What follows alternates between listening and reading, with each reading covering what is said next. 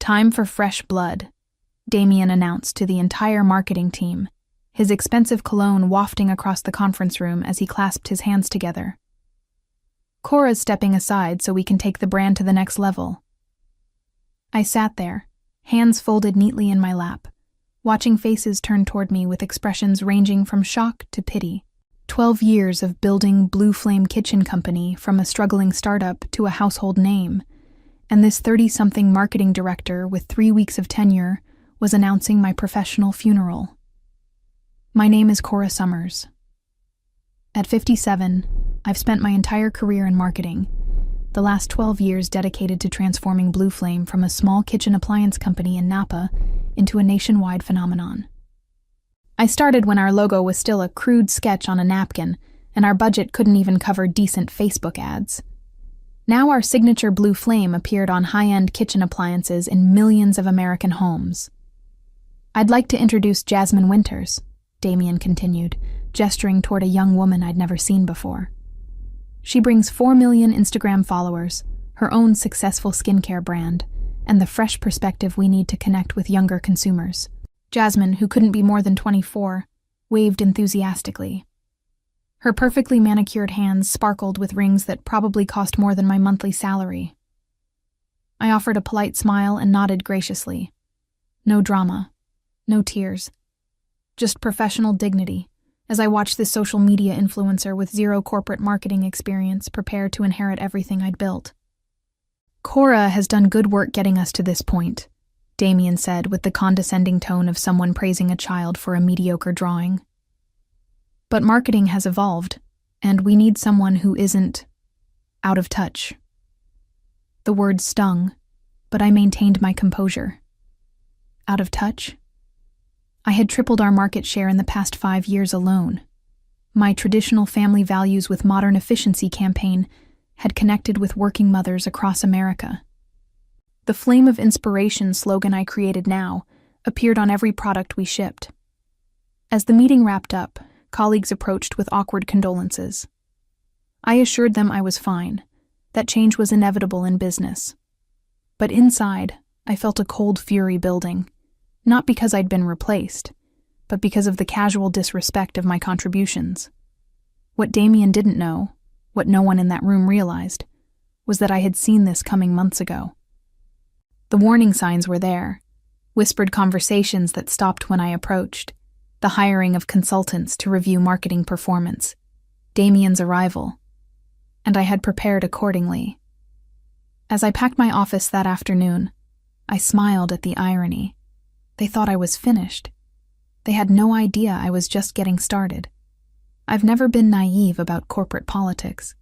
When you're a woman who started her career in the 80s, you learn to read between the lines. 6 months ago, when the board brought in management consultants who spent more time interviewing junior staff than senior leadership, I recognized the pattern. When they hired Damien 3 weeks ago, with his vague previous job titles and LinkedIn profile full of buzzwords like disruptive innovation and digital transformation pioneer, I knew my days were numbered. My husband Thomas noticed my concern before I even voiced it. "You're bringing work stress home again," he said one evening as I stared at my laptop, reviewing our latest campaign metrics. "I haven't seen you this tense since the product recall crisis 4 years ago." Thomas had been my rock throughout my career, supporting every late night and weekend emergency. As a professor of literature, he brought a different perspective to my challenges, always asking about the narrative, the underlying story behind corporate decisions. "The new marketing director introduced himself today," I explained. "He asked how we've managed without proper social media integration, and whether I was comfortable with digital analytics. I've been running cross-platform campaigns and analyzing customer engagement metrics since before he graduated college." "Sounds like he's building a case," Thomas observed. "What's your plan?" That was always his question. Never, "How are you feeling?" but "What's your plan?" It was his way of reminding me that I always had options. The next day I called Franklin Johnson, an attorney who had previously advised our company. After describing the situation, he recommended something that had never occurred to me. You created the Flame of Inspiration slogan and campaign framework before submitting it to the company, correct? He asked. Yes, I confirmed. I developed it at home over a long weekend. The company loved it and implemented it immediately. And there's no work for hire agreement or intellectual property assignment for creative work done outside the office? I checked my contract. There wasn't. Then you should copyright it under your personal name, Franklin advised. It won't stop them from pushing you out if that's their intention, but it gives you protection and leverage. Over the following weeks, I quietly filed copyright protections for the slogan, the campaign structure I'd developed, and several taglines and creative templates, all under my personal name. These were my creations, born from my experience and insight. If the company wanted to continue using them after showing me the door, they would need to acknowledge their value and mine. I didn't want revenge. I wanted respect. And sometimes in business, respect only comes when there's a document with your name on it. The realization that I was being systematically undermined came gradually, then suddenly, like bankruptcy, as Hemingway would say. Little things accumulated. My invitation to the quarterly strategy meeting was accidentally overlooked. My recommendations for the holiday campaign were still under review, while Damien fast-tracked his own ideas. Junior team members who used to seek my guidance now directed their questions to him, or avoided my office altogether. Then came the final confirmation. I overheard Damien speaking to our CFO in the break room. We need to skew younger with everything. Products, messaging, team members, he said, not noticing me in the hallway. Cora's demographic expertise is limited. Too focused on traditional families when we need to capture Gen Z before they develop brand loyalty elsewhere. She's been instrumental in building our brand recognition, the CFO replied. The board might have concerns about... Trust me, Damien interrupted. I've done this before. We'll keep her around through the transition, but within 6 months, we'll have a completely refreshed marketing approach. More authenticity, more digital engagement. She'll either adapt or... He made a dismissive gesture that finished his sentence more eloquently than words could have. I quietly stepped away, processing what I'd heard. It wasn't just about bringing in fresh blood. It was about erasing what I'd built and starting over. The irony was that our most successful demographic was women aged 35-55, not the younger audience Damien was so eager to pursue. Our market research showed they had the purchasing power and interest in high-quality kitchen appliances. But data wouldn't matter if Damien had already sold his vision to the board. That evening, I met with Franklin at his office downtown. Spring rain tapped against the windows as I laid out everything I'd observed.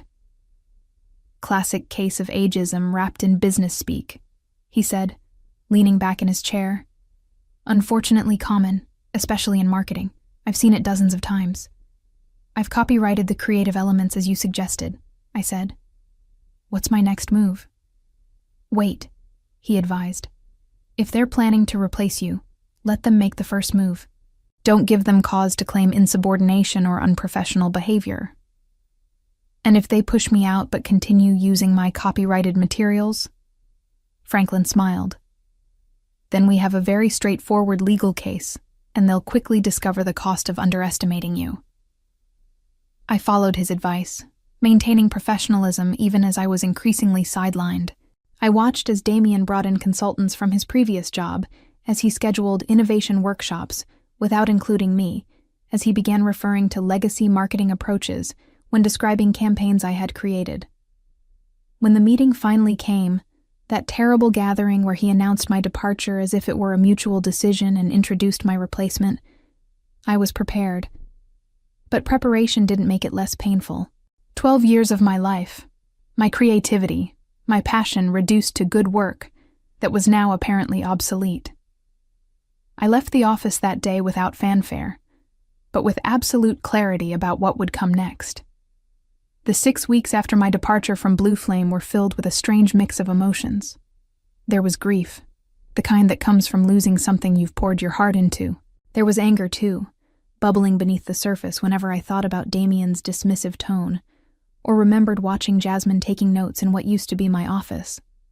But mostly, there was anticipation. I knew what was coming.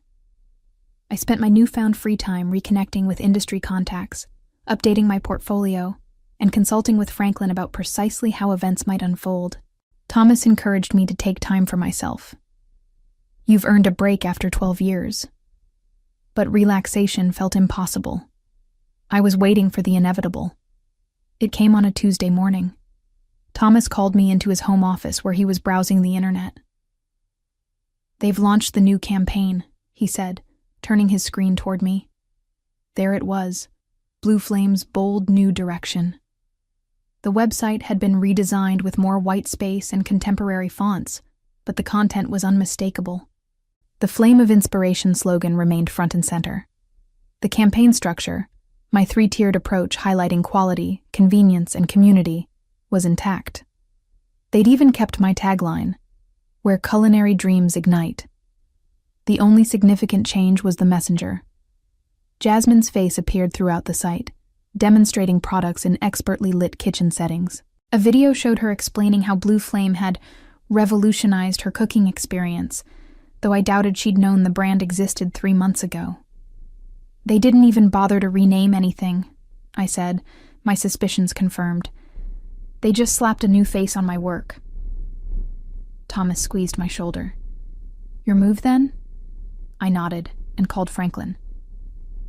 The cease and desist letter went out that afternoon, delivered to Damien, the executive team, and the board of directors simultaneously. Franklin's language was precise and unemotional, laying out exactly which elements of the campaign were my copyrighted intellectual property and demanding immediate removal from all platforms. The response came within hours, not from our corporate legal team as I'd expected, but from Damien himself. His email bristled with indignation. "This is a transparent attempt at extortion," he wrote. "All materials were created as work for hire under your employment contract. The company will vigorously defend its intellectual property rights." Franklin forwarded me the message with a single comment. He didn't consult legal before responding. "This works in our favor." He was right. By the next morning, Blue Flame's actual attorneys had reached out requesting an urgent meeting. They weren't nearly as confident as Damien about the company's position. The Zoom call that followed was tense, but professional. I sat in Franklin's office as he calmly explained that the copyrighted elements were created outside of work hours, prior to submission to the company, without any specific work-for-hire agreement covering such activities. He presented the copyright certificates with their filing dates, all preceding my departure by several months. "Ms. Summers is open to licensing these materials," Franklin concluded, "but continuing to use them without agreement constitutes willful copyright infringement, with potential statutory damages of up to $150,000 per work infringed." The company's lead attorney, Eleanor, asked for time to confer with the executive team. Her expression told me everything. They hadn't expected this complexity. They'd assumed anything I created automatically belonged to Blue Flame. "Of course they did," Thomas said when I recounted the meeting that evening. "They thought they owned you. So naturally, they thought they owned your ideas too. I didn't want to destroy what I'd built, but I needed them to understand that discarding me didn't mean they could keep the best parts of my work without acknowledgement. The company had 24 hours to respond before we filed a formal infringement claim. As I waited, I wondered whether Damien had bothered to investigate what out of touch really meant. The following day passed without word from Blue Flame. Franklin advised patience, but by evening my nerves were frayed. I kept checking my phone, expecting a call that never came. Thomas suggested dinner at our favorite Italian restaurant to distract me, and I reluctantly agreed.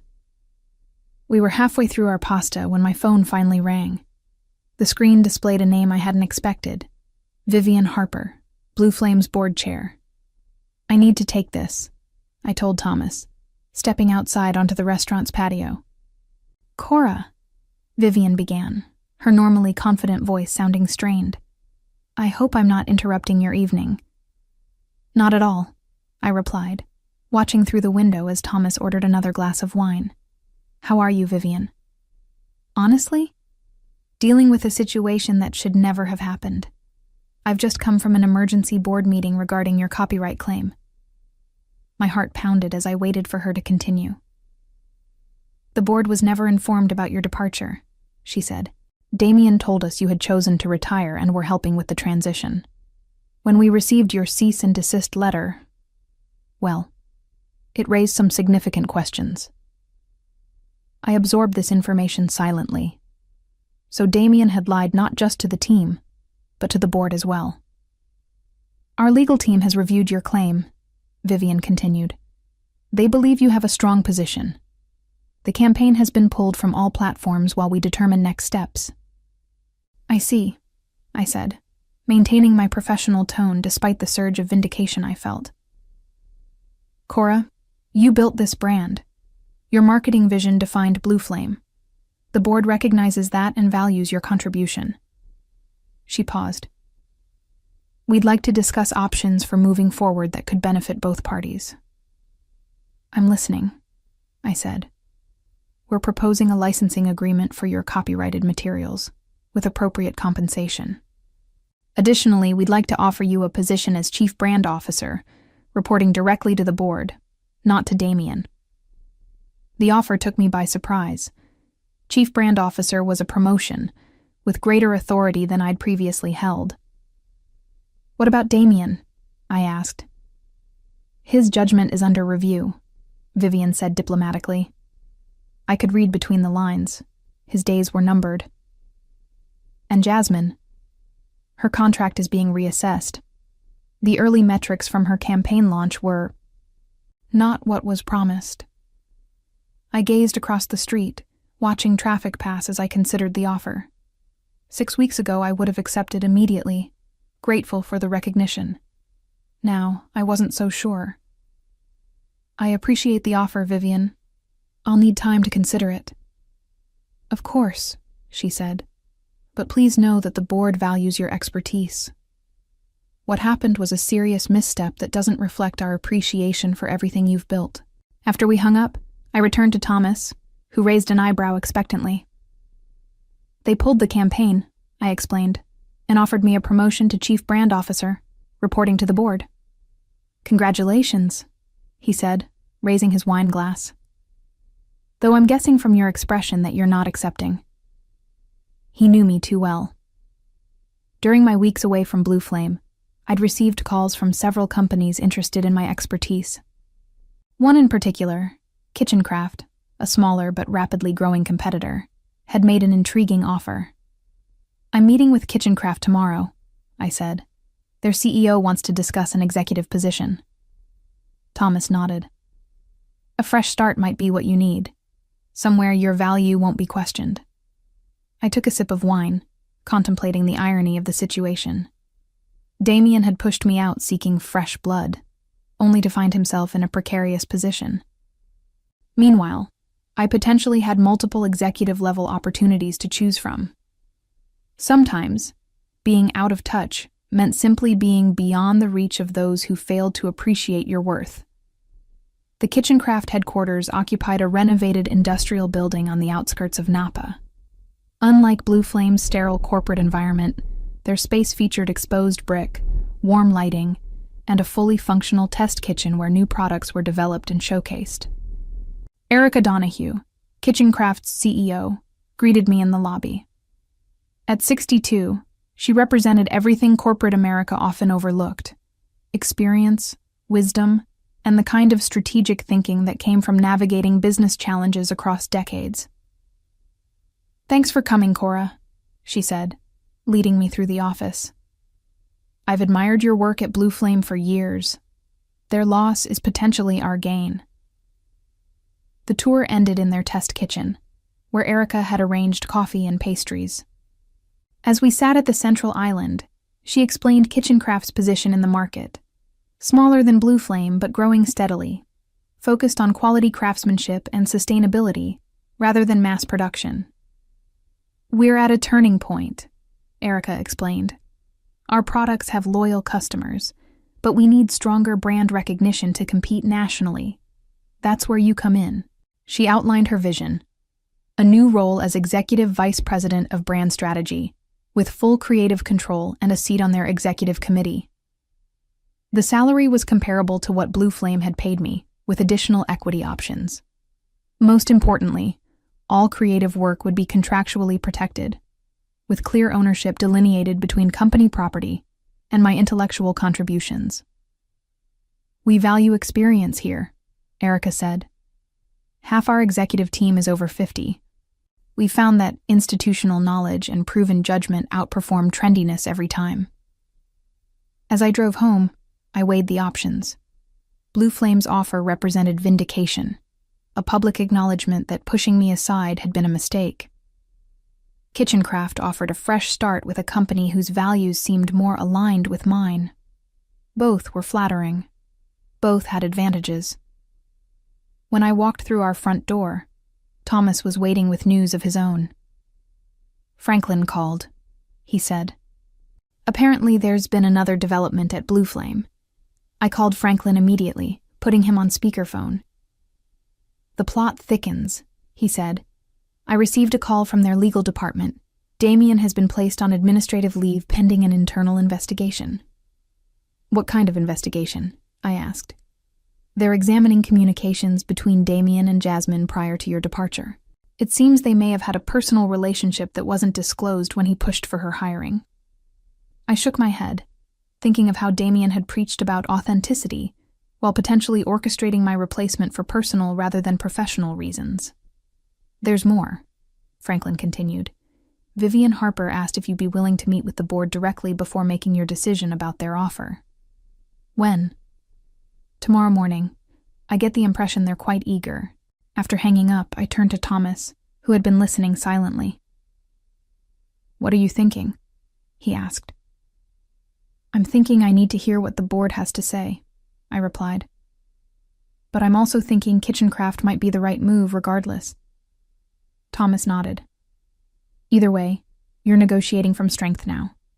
That's quite a turnaround from 6 weeks ago." He was right. 6 weeks ago, I'd been packing my office, dismissed as irrelevant by a man half my age. Now I had multiple executive opportunities, and the satisfaction of knowing my strategic foresight had paid off. The next morning, I dressed carefully for my meeting with Blue Flame's board, a navy blue suit that projected confidence without appearing unapproachable.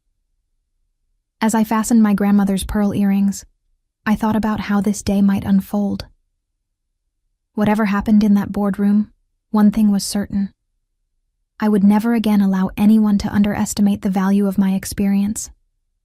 Age wasn't a liability. It was my greatest asset. And after today, everyone involved would understand that. The Blue Flame boardroom felt smaller than I remembered. 10 people sat around the polished table, with Vivian at the head. Damien's seat was conspicuously empty. I recognized most of the faces, people I'd worked with for years, who had apparently been unaware of how I'd been pushed aside until legal issues forced it into the open. "Thank you for meeting with us, Cora," Vivian began. "We wanted to speak with you directly, without intermediaries." I nodded, maintaining a professional composure despite the tension in the room. "I'll be direct," she continued. "Damien misrepresented several situations to this board. He claimed you had chosen to retire. He portrayed the Jasmine Winters hire as a strategic partnership rather than a replacement. And he assured us that all marketing materials were unquestionably company property." One of the other board members, Harold, leaned forward. "The campaign has been completely pulled. Our social media accounts are dormant. The influencer contract is suspended. And our Q2 product launch is now without marketing support. Frankly, we're in a difficult position." "I understand," I said simply.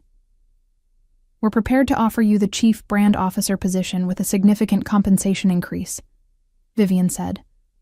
"Additionally, we'll purchase your copyrighted materials outright at market value, with full attribution in all future uses." I took a moment before responding. "I appreciate the offer. It's very generous. But?" Vivian could clearly sense my hesitation. "But I've accepted an executive position with Kitchencraft," I said. The contract was signed yesterday afternoon. The room fell silent. Several board members exchanged glances. I see, Vivian finally said. That's unfortunate for us, though I understand your decision. However, I added, I'm open to licensing my copyrighted materials to Blue Flame under specific conditions. I have no desire to damage the brand I spent 12 years building. What conditions? Harold asked. I outlined my terms. A 3-year licensing agreement at fair market value, with my name credited in all uses of the materials, and one more stipulation that caused visible surprise around the table. I want the company to establish a mentorship program for marketing professionals over 45, I said, with dedicated resources for mid-career development. 3 months later, I stood in Kitchencraft's conference room, reviewing our new brand strategy with the marketing team.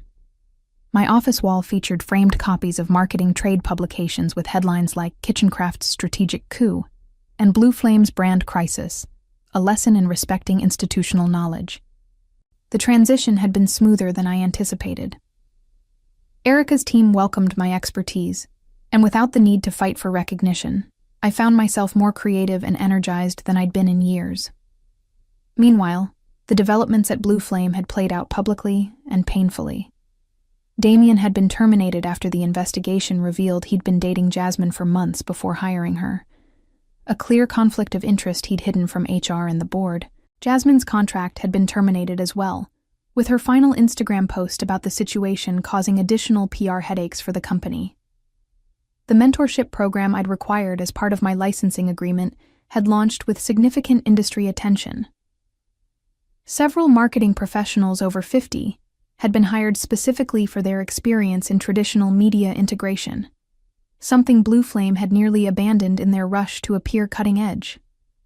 Most satisfyingly, the board had restructured their marketing department entirely, implementing new policies that emphasized balanced teams with mixed generational perspectives.